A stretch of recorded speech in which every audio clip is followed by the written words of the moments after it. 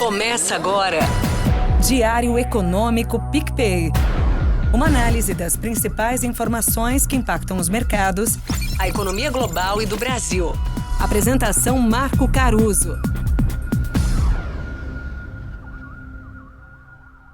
Fala pessoal, bom dia. Hoje é quarta, 27 de março e este é o seu Diário Econômico. E de fato o nosso Banco Central aqui adotou um tom mais conservador na ata da sua última decisão, mais do que o próprio comunicado da semana passada já sugeria. Não sou só eu que estou dizendo isso, mas também aquele algoritmo que eu citei ontem, que tenta ler o sentimento dos documentos do BC e traduzir isso tudo em caminhos possíveis da Selic. Aliás, se esse nosso termômetro tiver certo, duas coisas saltaram aos olhos. O tom supostamente da ata já seria consistente com uma Selic parada no futuro próximo, o que eu acho um exagero, mas eu já qualifico o porquê, e também que essa foi das maiores discrepâncias do período Roberto Campos entre o tom da ata e o tom do comunicado da decisão. A ata foi muito mais cautelosa. O cuidado para não levar a ferro ao fogo de qualquer forma esses pontos é que no fundo o Copom nessa ata buscou falar muito mais das dúvidas que ele tem no seu balanço de riscos do que de fato descrever o seu cenário base. Mas enfim, eles estão mais inseguros com o futuro. Eles têm citado o cenário externo que ainda é volátil, que exige cautela, enquanto aí também o cenário doméstico e de consumo permanece resiliente, que existe uma maior atenção deles com o mercado de trabalho que está bem aquecido, e também uma maior incerteza nas perspectivas com a inflação, se a gente ainda considerar que as expectativas inflacionárias seguem descoladas da meta.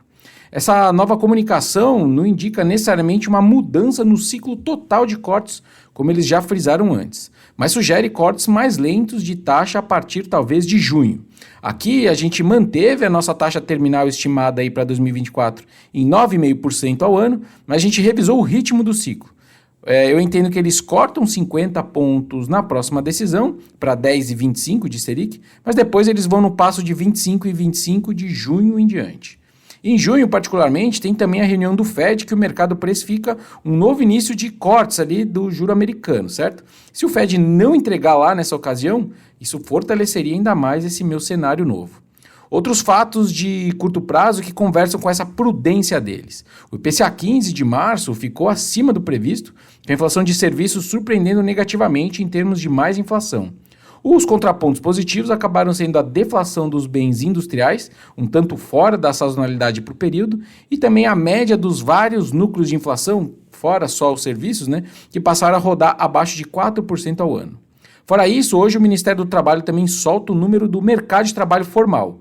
O consenso tem uma criação forte de 235 mil postos, mas ontem o ministro Rui Costa disse que o CAGED vai trazer, abre aspas, números extraordinários. Ponto então para o consumo e para o PIB mais forte, mas ponto também para a preocupação do Copom com os possíveis efeitos desses salários sobre a inflação de serviços. Outro ponto que foi até pouco debatido pelo BC, mas que segue como um risco latente, são os furos nas contas públicas.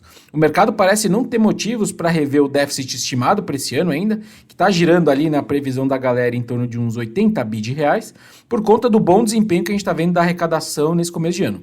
Mas saibam que quando eu faço os devidos ajustes no rombo federal, tirando ali todos os eventos extraordinários e qualquer ajuda que o PIB e o ciclo econômico está dando, o tal do resultado primário estrutural que os economistas estimam, tem rodado nas minhas contas perto de 2% do PIB nos últimos 12 meses, negativo obviamente, e com tendência para baixo. Estou falando de uma coisa, algo ali perto de 200 bilhões de reais de furo recorrente nas contas do governo federal.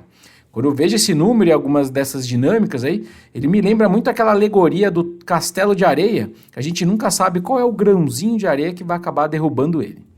E aí, se a gente junta tudo, então, dessa conjuntura brasileira de PIB mais forte, reajustes reais maiores, inclusive do salário mínimo, um dólar forte que segue fazendo hora extra lá fora e uma postura fiscal pouco austera, eu acho que é razoável mesmo a gente se perguntar se tudo isso é compatível com uma Selic ainda mais baixa e um IPCA girando em 3%, com margem de manobra, obviamente, e gordura razoável aos olhos do BC. Bom dia, bons negócios e sorte sempre! Você ouviu? Diário Econômico PicPay. Uma análise das principais informações que impactam os mercados, A economia global e do Brasil. de segunda a sexta, às 6 da manhã, no Spotify e YouTube.